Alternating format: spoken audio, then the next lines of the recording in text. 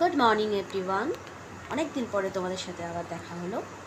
তো আজকে আমি একটু নতুন রেসিপি নিয়ে হাজির হয়েছি তোমাদের সামনে, ছোটো মিনি কেক।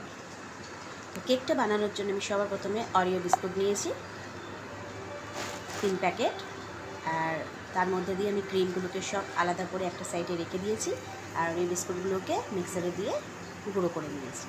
গুঁড়ো করে এবার সেটাকে একটা পাত্রে রেখে এবার আমি চিনিটাকেও পরিমাণ মতন নিয়ে আমি এখানে গুঁড়ো করে নেব।